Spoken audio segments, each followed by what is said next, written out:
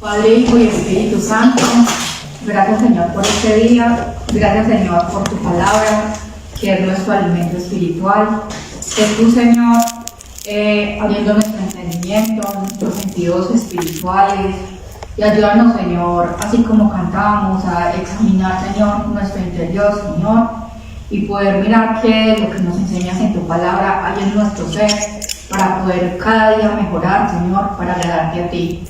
Y enséñanos también para poderlo transmitir a otras personas, Señor, que están a nuestro alrededor cuando vamos a la calle, Señor, que hay tanta necesidad.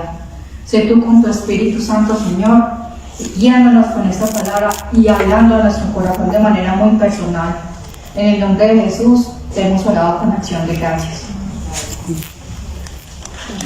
La enseñanza de hoy tiene como título uno de los problemas en los Corintios. Vamos a buscar el versículo clave, que es 1 Corintios 3, versículo 3. Dice la palabra: porque todavía sois carnales, pues habiendo celos y contiendas entre vosotros, no sois carnales y andáis como hombres. Los celos son sentimientos carnales de inseguridad que nos llevan a la rivalidad, a la desconfianza, a la prevención, al enojo y a la molestia. Nos cuenta una pequeña historia que habían dos águilas. Las dos águilas estaban volando y una de ellas estaba a más alto vuelo que la otra. Cuando la compañera la vio, eso no le gustó para nada, porque empezó a sentirse muy incapaz y muy celosa al ver que no podía alcanzar a la otra águila. Por ese motivo habló con un tirador y le dijo: necesito que destruyas a mi rival. Inmediatamente le dijo que le ayudaría a destruir a su rival, pero si le daba las plumas necesarias para destruirlo. Cuando le dijo que necesitaba las plumas necesarias, le dijo que necesitaba que se las entregara. Cuando se las entregó, entonces con estas plumas tiró grandes flechas a su rival para así destruirla por completo. Sin embargo, esto fue inútil. Fue inútil tirar estas plumas con estas flechas. ¿Por qué? Porque su vuelo era tan alto que no la pudieron detener. Inmediatamente necesitaban más y más plumas. Entonces le dijo, el tirador le dijo: necesito que me des más plumas para destruir a tu rival. Esa águila siguió entregando una tras otra pluma, hasta llegar al momento en que no pudo seguir volando, porque se le acabaron todas las plumas intentando destruir a su rival, y aún así no lo consiguió. Finalmente el cazador tuvo que matarla fuera ella. Esto lo único que nos enseña es que las personas que tienen celos o envidia, lo único que hacen es que se destruyen a ellos mismos. Por eso es necesario que nosotros detectemos estos sentimientos negativos en nosotros. ¿Será que en nosotros pueden existir celos, puede existir envidia? ¿Y cómo podemos erradicar estos sentimientos negativos para poder ser maduros espiritualmente? Una persona madura es una persona que es espiritual. Una persona que es celosa es una persona que es carnal. Entonces vamos a indagar hoy un poquito sobre esa palabra que escuchamos tanto, incluso ahorita en la cena la oíamos. ¿Qué es la palabra carnal y qué es una persona carnal? Para que identifiquemos si en nosotros todavía hay carnalidad y cuánto de esa carnalidad hay. Una persona carnal se dice que es alguien impulsivo, que se deja guiar por la vieja naturaleza para tomar decisiones. A los maduros se les llama espirituales, pero a las personas inmaduras se les llama carnales. En Gálatas 5:17 observamos que Pablo nos habla sobre dos fuerzas interiores que tiran dentro de nosotros. Uno es el deseo de la carne, que va contra el espíritu, y el deseo del espíritu, que va contra la carne. ¿Qué pasa con estas dos fuerzas? Estas dos fuerzas se oponen dentro de nosotros. Una tira para un lado y otra tira para el otro. ¿Con qué fin se oponen entre nosotros? Para no lograr lo que deseamos.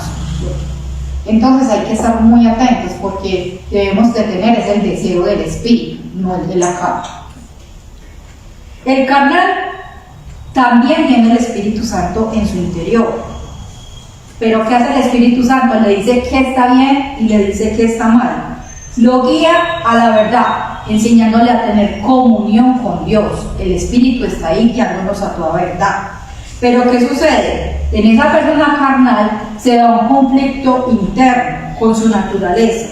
Y eso es lo que hace que ceda a los impulsos o a los deseos que tiene en la carne, que son contrarios al Espíritu. Y finalmente terminamos en un comportamiento que entristece el Espíritu Santo o lo contrista. Pablo nos dice en Gálatas 5, 19 al 21, las obras de la carne son evidentes, que son inmoralidad, impureza, sensualidad, idolatría, hechicería, enemistades, pleitos, celos, enojos, rivalidades, disensiones, sectarismos, envidias, borracheras, orgías y cosas semejantes, contra las cuales os advierto, como ya lo he dicho antes, que los que practican tales cosas no heredarán el reino de Dios. De manera que, ¿por qué es importante examinarnos? Porque si en nosotros hay alguna de estas obras carnales, eso nos está alejando de heredar el reino de Dios. Si estos eran los problemas que había en la comunidad o en la iglesia de Corinto, ¿cuáles serán los nuestros? ¿Será que tenemos codicia, pornografía, malos pensamientos o malos deseos, mentiras, robo, infidelidad, malas palabras en nosotros? ¿O será que en nosotros hay celos o envidia? ¿Cuál de ellas puede haber entre nosotros?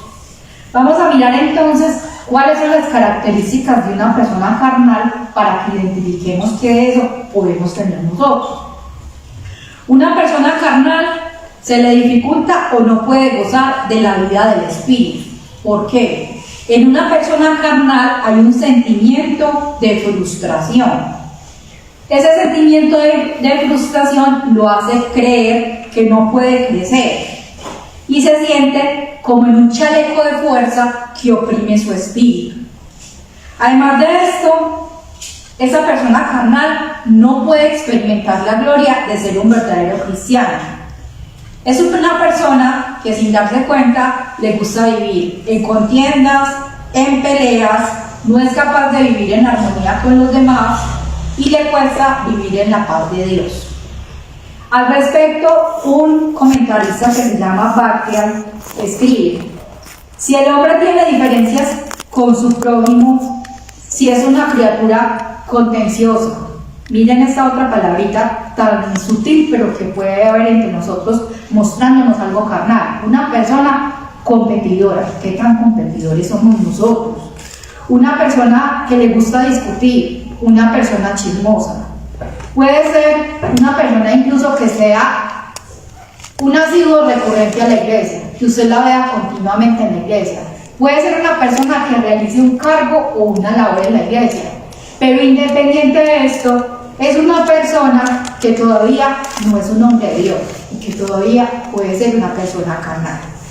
Los corintios entonces se dice que andaban como hombres. Esto significa que aunque vivían como personas aparentemente creyentes, nunca habían experimentado la gracia de Dios. Eso puede pasar en medio de nosotros. Una persona carnal, además, no puede vivir bajo una condición de autoridad espiritual. El carnal no puede vivir bajo una condición de autoridad espiritual porque le cuesta trabajo sujetarse a cualquier autoridad espiritual. Cuando usted ve a una persona que le da dificultad sujetarse a una autoridad espiritual, esa persona le está mostrando que es una persona carnal. Además de eso, rara vez las personas carnales descubren que Dios cumple una promesa en sus vidas o que hace un milagro en sus vidas. Entonces, una persona carnal no reconoce ni descubre los milagros o las promesas que Dios cumple en su vida. Entonces, se puede decir de alguna forma que es una persona ingrata porque no está viendo los beneficios o las bondades de Dios en su vida. Además, su vida cristiana se vuelve algo religiosa. ¿Por qué religiosa? Porque sin darse cuenta se vuelve una persona legalista, se vuelve una persona que empieza a cumplir un listado de cosas que no se pueden hacer y se basa en esas normas que no puede hacer y se va volviendo religiosa. Pero de alguna forma cae en el peligro de que puede intentar volver a su vida carnal porque en esta nueva vida como creyente o como cristiano está encontrando que es una vida de mucha disciplina. Entonces esto le puede generar algún tipo de dificultad. Sin embargo, debemos pensar que como esta persona ya conoce a Dios, hay algo que hace una diferencia, y es que el Espíritu Santo mora en él. Y aunque esta persona intentara volver al mundo o tomara la decisión de volver al mundo, eso va a ser una vida muy difícil para esa persona, porque Dios en su amor y en su misericordia va a respetar el libre albedrío y la decisión que esa persona tome de volver al mundo. Pero por el amor que le tiene, no va a dejar que su alma se pierda y va a seguir intentando que la obra del Espíritu Santo se haga en esta persona. Dios no lo va a soltar. ¿Por qué? Porque lo ama, aunque respete su decisión de apartarse de él. Y probablemente sus luchas van a ser mucho más fuertes. Otra característica de la persona carnal es que sin darse cuenta se va volviendo una persona frustrada interiormente y triste. Aunque los demás no se den cuenta, ella lo experimenta.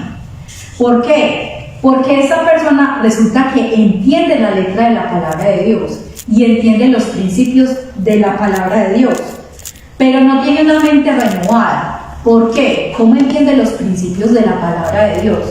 Los entiende de manera racional. O sea, la persona lee la palabra y hasta la puede memorizar, pero esa palabra no está renovando su mente, no está cambiando sus pensamientos y por ende no está cambiando su comportamiento, lo que hace que no se pueda producir el fruto del Espíritu Santo. Entonces acepta de manera racional los principios y esto hace que la persona, sin darse cuenta, se vaya endureciendo interiormente en su corazón. ¿Por qué? Porque la persona comienza a dirigirse por su alma, más no por el espíritu, y empieza a comportarse de manera mundana.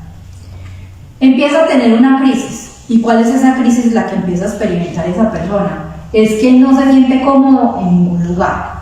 Si va a la iglesia, empieza a sentirse incómodo, aburrido, condenado y hasta insatisfecho. Y si se queda en el mundo, él sabe que las conversaciones que hay ahí y que lo que se da en ese lugar, eso no es para él. Y también sabe que ya no pertenece a ese lugar, porque el Espíritu Santo lo está amonestando continuamente y le está diciendo, ese no es tu lugar. Romanos 7:24 entonces nos muestra cómo Pablo describe este tipo de vida. Pablo decía, miserable de mí, ¿quién me librará de este cuerpo de muerte? De modo que eso nos muestra cómo esta persona no se siente cómoda en ningún lugar. ¿Por qué? Porque vive como en una tortura, porque se siente totalmente incompleta. La palabra miserable de mí, cuando la expresaba Pablo, nos llama la atención. ¿A qué se refería Pablo? Él decía, angustiado, desdichado, infeliz. Así estaba, en esa condición se encontraba. Preguntémonos y examinémonos hoy. ¿Te sientes un miserable, como decía Pablo? ¿Te sientes tal vez fracasado? ¿Estás frustrado? ¿Estás derrotado? ¿Lo has intentado 1, 2, 30 y hasta más veces y tal vez ya no quieres insistir más? Hay esperanza. Pablo que nos dice, miserable de mí, pero también nos dice, ¿quién me librará de este cuerpo mortal? Solamente había uno, Jesucristo, Señor nuestro. Él es el único que nos libra. Jesús, y rendirnos a su señorío, es lo único que nos puede hacer cambiar. Cuando se rinde nuestro ser total a Jesucristo, entonces salimos de esa condición miserable en la que nos encontramos. Cuando Él se vuelve ese Jesús entonces que domina nuestra boca, nuestras palabras, nuestros pensamientos y nuestros sentimientos. Por eso tenemos que apropiarnos más de ese señorío de Cristo Jesús. hasta nuestros sentidos, entregarle nuestros ojos, nuestros oídos, todo eso que estamos plasmando alrededor. Porque así Él termina convirtiéndose el Señor de todo nuestro ser. El cristiano se tiene que deshacer entonces de lo que se llama la carne o carnalidad. Pero ¿cómo lo hace? Gálatas 5:24 nos dice: pues los que son de Cristo Jesús han crucificado la carne con sus pasiones y deseos. El lugar de la carne es solamente uno, y es la cruz. La carne resulta que no puede ser domada ni tampoco domesticada. La carne, nosotros no podemos ser flojos ante ella, sino que tenemos que aprender a matarla. Como decía alguien por ahí, yo tenía alguien que me enseñaba cuando llegaban momentos de dificultad de la carne, o que la carne de pronto lo atormentara a uno, que decía muere carne, muere carne. Y es verdad, esa carne hay que aprender a matarla, porque si no va a hacer grandes estragos en nuestra vida. Pablo hacía esto mismo. Gálatas 2:20 nos dice: con Cristo he crucificado, con Cristo he sido crucificado, y ya no soy yo el que vive, sino que Cristo vive en mí. Gálatas 2:20. La única forma en que nosotros tenemos de aprender a vivir la vida como creyentes, relacionándonos en una comunión con Cristo, es matando la carne en la cruz. Romanos 8:13 también nos expresa: si vivís conforme a la carne, entonces haréis morir las obras del Espíritu, las hacéis morir. Si vivís conforme a la carne, habréis de morir, pero si por el Espíritu hacéis morir las obras de la carne, entonces viviréis. Entonces es el Espíritu quien nos ayuda. Ser guiado por el Espíritu se puede decir entonces que es el único antídoto que tenemos contra la carne. El Espíritu Santo es el que nos va a llevar a tener un yo que esté crucificado en la cruz, ese yo que es carnal, y ese yo que sigue tratando de sacar como las garritas para dominar nuestra vida y para ser el que gobierne y nos aparte de la comunión con Dios. Andad pues en el Espíritu y no cumpliréis el deseo de la carne, nos dice Gálatas 5:16. Vemos entonces que los celos son un deseo de la carne también. Y ahora vamos a enfocarnos más en el tema de los celos. ¿Qué son los celos? La palabra griega celos con Z viene de una raíz que significa, imagínense ustedes, estar caliente, entrar en ebullición. ¿Cómo serán de fuertes los celos? Que es algo que está caliente y en ebullición. Imagínense la olla de presión, cuando empieza de pronto usted a hacer unos frijoles, ¿cierto? ¿Cuánto se demora y cómo suena eso cuando va hirviendo hasta ya cocinarse? Entonces proyectemos esos celos ahí, en ese punto de ebullición. Se traduce también la palabra hebrea kiná, cuya raíz significa rojo que sale del rostro de un hombre que está apasionado. Es una pasión semejante a la ira, Deuteronomio 29:19. Cuando hablamos de los celos, no nos estamos refiriendo a un solo sentimiento, y eso es lo delicado, que no es uno solo, sino que es un conjunto de sentimientos. Aquí observamos que está la turbación, la pasión, el furor vehemente, y esto surge cuando creemos que perdemos algo muy importante para nosotros, que puede ser que un amor, una imagen social, algo profesional, un poder, un empleo, una posición, una postura, un amigo, etc. También se manifiesta en el momento en que percibimos que nuestra pareja, amigos, familiares, jefes, etc., le dan a otra persona lo que nosotros queremos para nosotros: el amor, la atención, el tiempo, la compañía, el interés. Un ejemplo en la Biblia sobre los celos lo observamos en Daniel. El rey Darío del imperio medo-persa organizó su reino. Había varios gobernantes.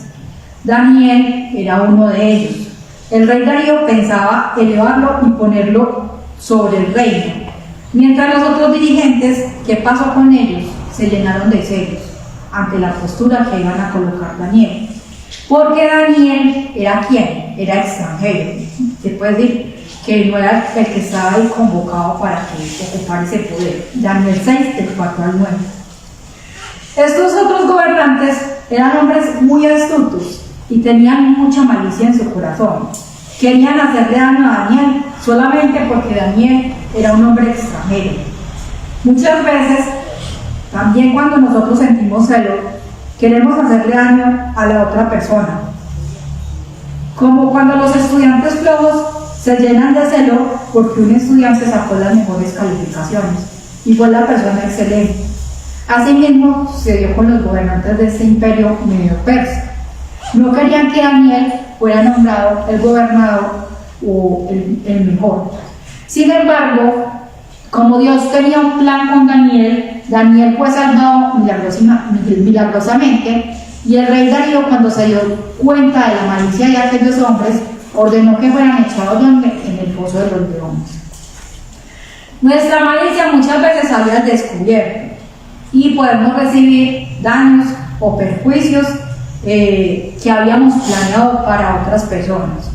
Dios quiere que desechemos toda malicia. Eso está en 1 Corintios 14, 20.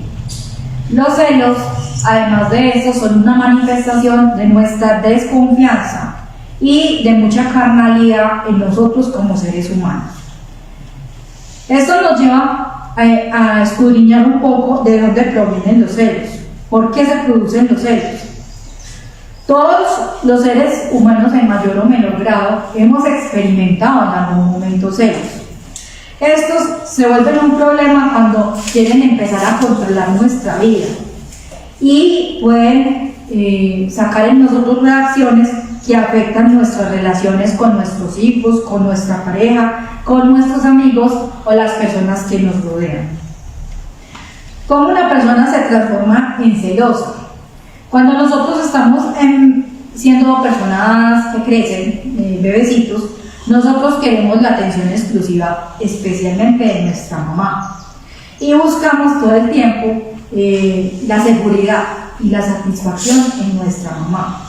Eso produce un vínculo afectivo muy grande con ella y se llama apego. Nuestra madre es nuestra primera figura de apego. Nuestra tendencia va a ser que a partir de ahí vamos a empezar a buscar otras figuras de apego alrededor a lo largo de nuestra vida. La madre como figura de apego inicial puede ser reemplazada por otra persona. Por ejemplo, un amigo, una pareja, un compañero de trabajo, una compañera de trabajo. Cuando sentimos que está peligrando la atención que esa persona nos da porque es nuestro apego, entonces nos sentimos amenazados y puede desencadenarse en nosotros la reacción de los celos. Desde el punto de vista bíblico, los celos también por otra parte son una obra de la carne. Los celos son de naturaleza pecaminosa. Esto hace que en nosotros haya un egoísmo característico como seres humanos, con una creencia de que todo lo que queremos o todo lo que deseamos, entonces como lo queremos y lo deseamos, nos pertenece. ¿Por qué? Porque nos volvemos celosos y egoístas. Por causa de los celos, muchas relaciones entre esposos, novios, amigos, familiares, compañeros de trabajo, personas de congregaciones entre hermanos, se han dañado. Y esto trae unas consecuencias muy serias. Dentro de ellas que se dan discordias, contiendas, malos entendidos, se rompen relaciones, personas también se pueden alejar de Dios. Los expertos nos dicen que los celos tienen un origen en diferentes factores. Vamos a mirar cuáles son las causas de esos celos, de dónde proviene eso. El primero de ellos es la baja autoestima. En nosotros puede haber baja autoestima. Mientras más inseguros y más devaluados estemos, entonces hay mayor probabilidad de que busquemos la atención de otra persona para nosotros. También un errado supuesto de que la persona que nos acompaña, que puede ser la pareja, el amigo, el compañero, es de nuestra propiedad. Usted llega a pensar que esa persona le pertenece por unos instantes, aunque sea por unos instantes, pero cada vez es más la posesividad que usted ejerce sobre esa persona. También la falta de confianza en uno mismo. Las personas inseguras muchas veces sienten que no merecen amor, y como sienten que no merecen amor, eso los lleva a desconfiar de la sinceridad y el cariño que le demuestran los otros. Siempre están pensando que su pareja o puede conocer a alguien atractivo, o le va a fallar, o le va a engañar, o por ejemplo en el caso de las amistades, no, es que esa amiga ya no me está dedicando atención, es que consiguió otras amigas y ya ni siquiera puede hacerme una llamada. Entonces hay un deseo ahí de poseer. Además de esto, si desde pequeños aprendimos a ser personas egoístas y celosas, es muy probable que lo seamos también cuando estemos adultos, porque aprendimos a desconfiar de la gente cuando tenemos relaciones con otras personas. Después, otra causa puede ser la infidelidad. Si en algún momento alguien te ha fallado y te ha sido infiel o te ha traicionado, entonces es normal que sientas celos y que tu confianza allá, como fue traicionada, es difícil volver a creer y a confiar en el otro, y se desarrolla ese rasgo de desconfianza y de celos en tu personalidad. Otra cosa que influye o que causa los celos es las experiencias de la niñez, sobre todo experiencias dolorosas. Por ejemplo, si cuando éramos pequeños nos abandonó uno de nuestros padres, sea la mamá, sea el papá, y nos sentimos ignorados por la gente, entonces vamos a vivir como con miedo a perder el amor de las otras personas, miedo al abandono, y va a ser difícil establecer relaciones con otras personas. Nuestras creencias sobre las relaciones, sobre los demás y nosotros mismos influyen en nuestra reacción de celos. Por ejemplo, si pensamos que todos los hombres son infieles, o los hombres piensan que todas las mujeres son infieles y que son coquetas, entonces muy seguramente van a experimentar celos. Los padres también pueden provocar celos con frecuencia. ¿Por qué? En ocasiones hay inclinación de los padres por uno de los hijos y se alimentan entre los hermanos resentimientos o sentimientos inadecuados. Se estimulan los celos y se siembran discordias entre los hermanos, desmoronando las relaciones familiares para el futuro. La unidad familiar entonces termina siendo destruido porque de manera inconsciente el papá o la mamá se inclina hacia el afecto y hacia la atención con uno de los dos hijos y no se da cuenta. Por eso hay que analizar cómo es nuestra relación. Si tienen hijos, los que son papás, mirar cómo es tu atención con tus dos hijos. Tal vez tu corazoncito, tu atención se inclina más hacia uno. Y mirar cómo está eso. Si volvemos la mirada entonces a la historia de Israel, encontramos otro caso en Isaac y su esposa Rebeca. Es un ejemplo común de muchos hogares. Los niños crecieron. Esaú era un hombre de campo y se convirtió en un excelente cazador, mientras que Jacob era un hombre tranquilo que prefería quedarse en el campamento. Isaac, sin embargo, quería más a Esaú, porque le gustaba comer de lo que él cazaba, pero Rebeca, ¿qué pasaba con ella? Quería más a Jacob. Eso lo vemos en Génesis 25, versículo 27 y 28. Esto empezó a sembrar discordia y esa discordia empezó a tomar fuerza con los años y los hermanos empezaron entre ellos a sembrar una rivalidad. Los celos también se generan ¿en dónde? En la competencia. Cuando tú todo el tiempo estás generando competencia con otro, es porque todavía en ti hay celos, hay carnalidad. Cuando estás compitiendo con otra persona, llámese hermanos, amigos, novios, padres, compañeros de trabajo. ¿Por qué? Porque sin darte cuenta tú estás deseando poseer lo que el otro tiene. ¿Qué tan inconforme estás en este momento en tu vida? ¿Qué tiene alguien de tu prójimo que tú quisieras tener y no lo tienes? y inconscientemente a veces lo anhelas y dices, ay, qué rico este como tiene buen sueldo, este como tiene buen empleo, este como tiene una postura tan adecuada, qué rico este como tiene, no sé, una calidad de vida tan buena, con tantos beneficios económicos, y ahí estás albergando unos deseos por otras cosas que no estás teniendo en este momento. Ahí pueden haber celos, puede haber envidia también. En 1 Samuel 18, del 6 al 9, les voy a pedir, por favor, que alguien lo vaya buscando, mientras yo voy adelantando acá para que me acompañe en la lectura.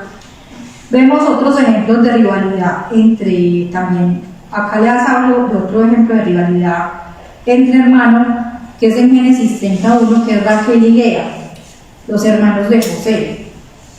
También encontramos a Caín y Abel. En Caín se produjo una reacción airada acompañada de desánimo, que le llevó a matar a su hermano Abel. 1 Samuel 18, del 6 al 9. ¿Quién lo tiene? Doña Gloria, por favor.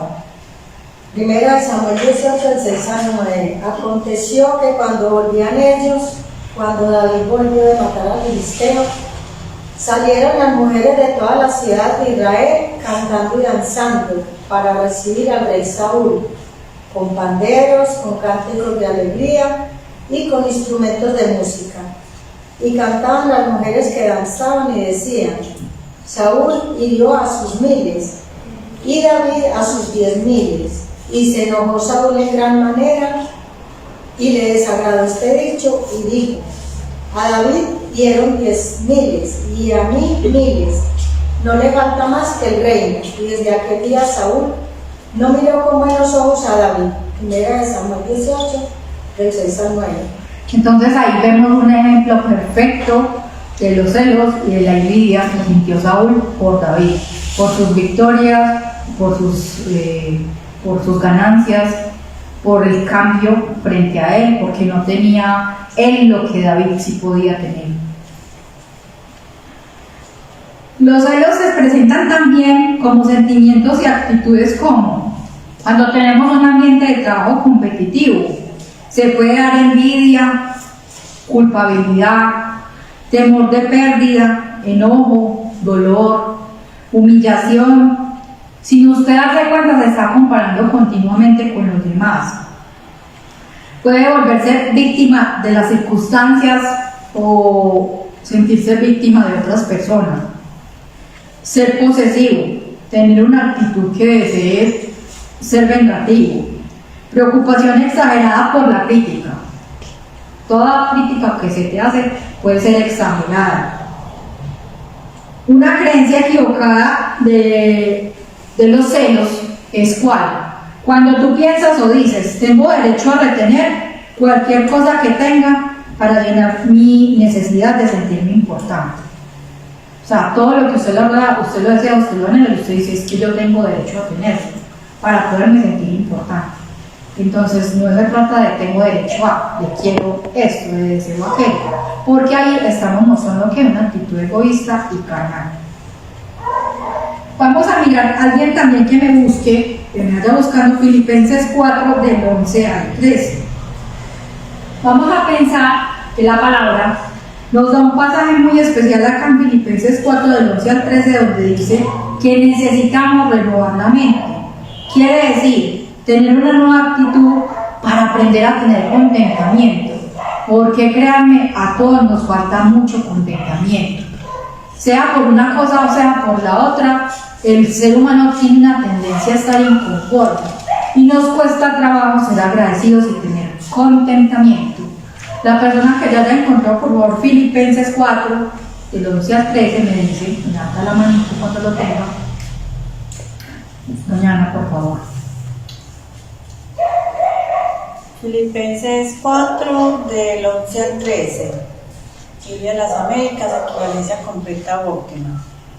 No que hable porque tenga escasez, pues he aprendido a contentarme cualquiera que sea mi situación.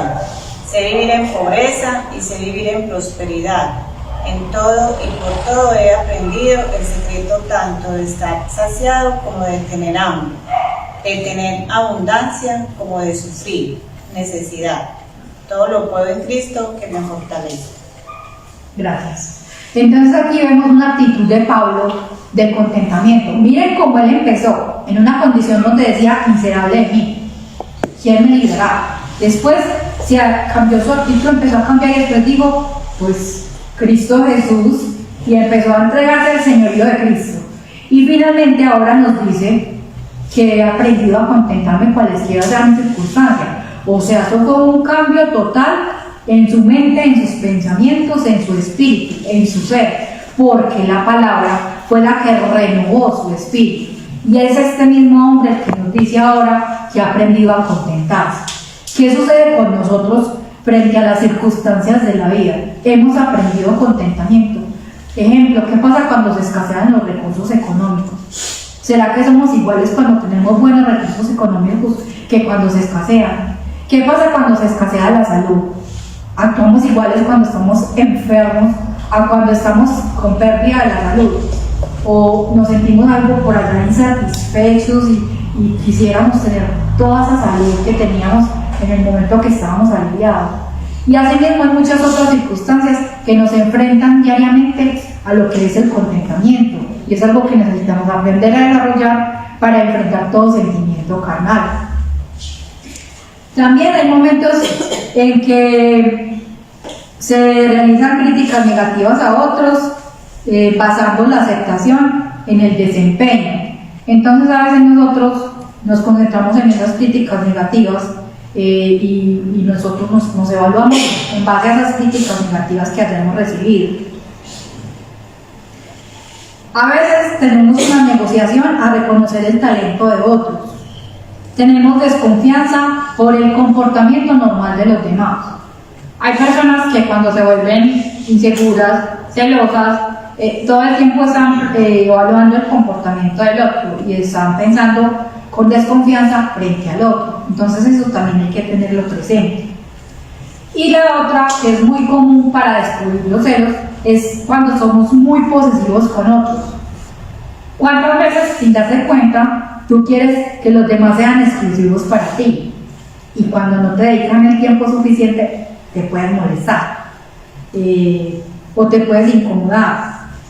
Porque sin darte cuenta, tienes miedo a perder cualquier tipo de relación, sea de amistad, sea de noviazgo, sea de compañeros, sea de familiares.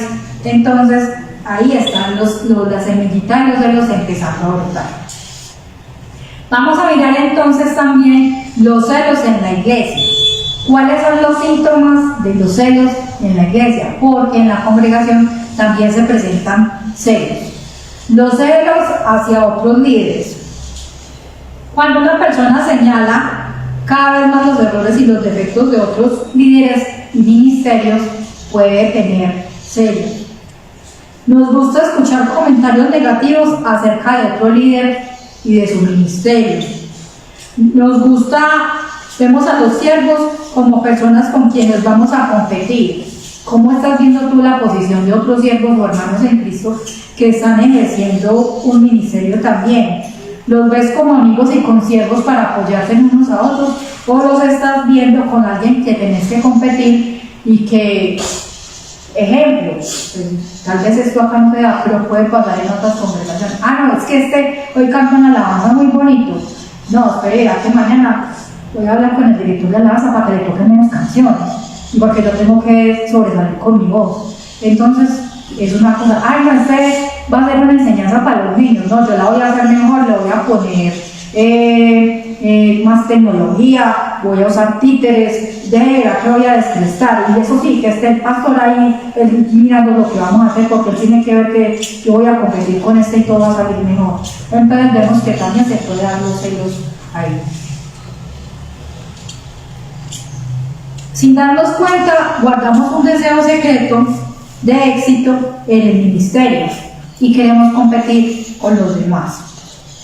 Hacia nosotros mismos, al observar los frutos del ministerio de otros, sin darnos cuenta empezamos a tener sentimientos de inferioridad. Nosotros nos sentimos inferiores y decimos, Señor, pero ¿por qué no me usas como el siervo X? ¿Qué tiene él o ella que no tenga Dios? Ejemplo, se puede suceder en una congregación. Resulta que Dios siempre toma a una persona y por medio de esa persona da sanidad, porque a Dios le plació darle a esa persona el don de sanidad. Y usted ora y antes el paciente se pone peor o se muere incluso. Entonces usted empieza a sentirse como que no es valioso delante de Dios, o que no tiene la capacidad, o que no tiene el don. Y sin darse cuenta usted empieza a competir y usted dice: ay, pero ¿por qué no me usaste como fulanito de tal? Porque él ora al Señor y ahí mismo se sana la persona, pero mira lo que me pasó a mí. No, Señor, es que yo no soy útil en tu reino. Entonces empiezan una serie de cuestionamientos. También, aún ante observaciones pequeñas o críticas leves, nos molesta, ya que no nos sentimos seguros de nosotros mismos. Entonces, ¿cómo tomamos las críticas cuando se nos hacen en la congregación también? Vamos a mirar ahora las consecuencias de los celos. ¿Qué consecuencias pueden traer los celos? Los celos pueden conducir a la ira, a vivir nosotros airados y con molestia. Alguien que lea por favor Proverbios 27:4, mientras yo sigo acá, lo van buscando. Nos puede también conducir a ocultar el espíritu, la estrechez del espíritu que tenemos, que eso nos conduce a ¿qué? A la envidia, y nos puede llevar a tener envidia al desear dones, talentos o habilidades que los otros tengan, por el fruto del Espíritu Santo. Puede llevarnos incluso a extremos de enfermarnos o ocasionarnos la muerte. También, por causa de los celos, se puede llegar a violencia familiar. Yo no sé cuántos de ustedes de pronto han visto casos de violencia intrafamiliar, donde llega de pronto el hombre muy molesto porque simplemente escuchó una conversación de su esposa con un vecino, y entonces ya porque le saludo ya llega con tragos y le dispara muchas veces, o le entierra un cuchillo, y vemos que todo fue porque, luego ¿qué fue lo que le pasó? No, ese hombre le habló y yo lo vi como muy interesado en él, yo sentí muchos celos, y entonces por eso hizo eso. Terminó ahí, en ese momento de mucha ira. ¿Quién tiene ya Proverbios 27:4? Doña Aureli, por favor. Proverbios 27:4, Biblia de las Américas, equivalencia completa u óptima. ¿Cuál es el furor e inundación? La ira. Pero ¿quién se mantendrá ante los celos? Proverbios 27:4, Biblia de las Américas, equivalencia completa u óptima. Imagínense, ¿quién se mantendrá ante los celos? De hecho, se han hecho investigaciones y los ataques de los celos son los motivos más frecuentes de homicidios entre esposos. Y casi el 20%, y yo creo que ya debe ser más, de las agresiones violentas que se nos dan en el país. Vamos a mirar otros tipos de celos. Hay unos celos que pueden ser positivos. Ustedes me dirán, celos positivos, ¿cómo así? Son los celos de Dios, es el celo de Dios. Consiste en el deseo de guardar y proteger algo precioso para sí mismo. Describe la actitud de Dios al demandar de su pueblo servicio y adoración exclusiva. Una llama de amor muy pura que Dios quiere que reconozcan, y no tiene que ver nada con que entre las personas haya algún sentimiento de mezquindad. Dios es un Dios celoso también, pero además de eso, Dios quiere generar en nosotros una actitud de celo por las cosas de Él, por su adoración, por su alabanza, por la relación de comunión con Él. Por ejemplo, cuando nosotros dedicamos más tiempo a otras cosas que a Él, ¿ustedes cómo creen que se siente Dios? Él no va a decir, uy, estoy celoso porque le dedica más atención, porque no es como nosotros. Pero de alguna forma, ahí será que nosotros tenemos cuidado por las cosas de Dios, respeto por las cosas de Dios, atención por las cosas de Dios, un sentimiento agradable hacia las cosas de Dios. No lo estamos demostrando, porque le estamos dando más interés a otras cosas.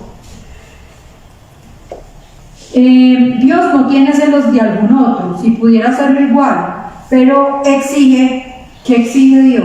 una adoración exclusiva a Él. Si somos claros en que cuando hay celo de Dios, Él quiere que solo se le adore a Él y no a otros dioses, es decir, que no haya idolatría.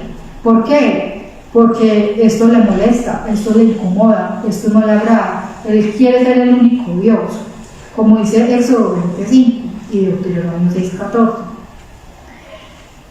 Dios hizo un pacto con los israelitas y debido a su amor por Israel, sintió dolor y celos cuando el pueblo amenazó con ¿qué? Con romper esa relación de ese pacto que tenía con ese pueblo, aunque el pueblo estaba siendo infiel en ese momento.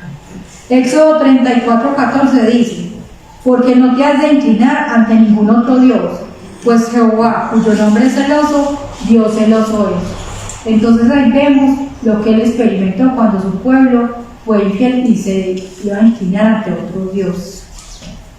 A Dios lo hacen celoso los ídolos. En definitiva, si Dios es celoso, significa que es santo y que Él no puede tolerar que se atente contra su honor, ni que se desvíe la atención de los que Él ama. Los celos negativos, entonces en conclusión, ¿qué pasa con los celos negativos? Son los celos puramente humanos. Nacen de una emoción autodestructiva que hay en nosotros, acompañado de ¿qué? De posesividad. Causado generalmente porque algo que nosotros creemos que poseemos, queremos o deseamos, no lo van a quitar o va a dejar de prestarnos la atención que nos prestaba antes. Ejemplo, sentir celos por una pareja o con otra persona. Vienen también los celos religiosos. Las personas que son creyentes o seguidoras de Cristo están expuestas a ataques de celo de los enemigos. ¿Por qué? Porque quieren acabar con ellos, porque quieren que haya persecución contra ellos. ¿Qué sucede con Saulo? Antes de convertirse, él perseguía a la iglesia. Ustedes saben que lo hacían. Ese celo era un celo malo, porque él deseaba matar a quienes, a los que seguían a Cristo. Entonces, no era bueno, era un celo religioso que estaba muy afianzado en las creencias que él tenía, y lo hacían destruir a todo el que fuera cristiano. Después viene el celo cristiano. Jesús conserva su pasión para con el reino de los cielos que sufre violencia, Mateo 11:12, y exige renunciar a todo, incluso a la vida, Mateo 16:24. Los seguidores de Cristo ven en la expulsión de los vendedores del templo el gesto justo al que el celo por la causa de su Padre ha de conducir a la muerte. Esto está en Juan 2:17. Hay un celo cristiano que muestra Pablo con las iglesias que él ha fundado también, y es el deseo de que esas iglesias prosperen y salgan adelante y sigan los principios de la palabra. Después vienen los celos ministeriales. Estos son pecados que ofenden a Dios. ¿Por qué? Porque los celos ministeriales están reflejando precisamente ese amor a nosotros mismos, es ponernos nosotros en primer lugar, en lugar de amar a Dios. Estamos pensando solamente en qué, en prosperar y tener éxito nosotros como seres humanos, y tener éxito conforme a los fundamentos de la tierra. No estamos pensando en tener éxito conforme al reino de Dios y la vida eterna. No hemos entendido que cuando fracasa un ministro o un ministerio, eso no es la derrota de Cristo, sino de quién, del ministro que está teniendo un aprendizaje, una dificultad, un obstáculo, una prueba, pero no de Cristo. También cuando hay celos ministeriales es una muestra de que nos amamos demasiado a nosotros mismos, incluso más de lo que amamos a nuestro prójimo. Por eso cuando hay celos es porque no hay mucho amor a nuestro prójimo, sino a quién, a nosotros mismos. No hemos muerto a nosotros. Si deseamos mucho el éxito para nosotros, más que para nuestros compañeros de milicia, entonces estamos aprendiendo a desobedecer y a no amarnos unos a otros. Cuando dejamos que el celo ministerial nos consuma, estamos declarando: Padre Celestial, no has sido bueno conmigo, tu voluntad para mi vida y tu llamado no me guardan. El líder que está de alto riesgo es aquel que se niega o no reconoce la tentación que puede tener con el celo ministerial y el poder destructor de él. Recordemos que todos como iglesia somos un cuerpo. Está la cabeza, está el tronco, los pies, todos necesitamos unos de otros. Entonces, si hay celos ministeriales, ¿será que la iglesia puede triunfar en coinonía, en unidad? Va a ser muy difícil, porque una partecita del cuerpo va a estar muy carnal, va a estar con celos. Los celos de pareja son una emoción natural, pero hay que fijarse entonces hasta qué punto puede llegar a ser destructivo. Es la ansiedad ante la posible pérdida de otro como figura de apego. Los celos, entonces ya vemos que también hay celos normales. Ejemplo, otro tipo de celos que en ese momento me llega. Recuerden que cuando hay en la casa un niño pequeño y van a hacer otro niño, en ese niño se experimenta celos por la atención que se le empieza a dar al bebecito. Pero con el tiempo, ese niño va aprendiendo que también es su hermanito y empieza a convivir con él y esa situación cambia. Entonces, al principio, eso es una condición normal.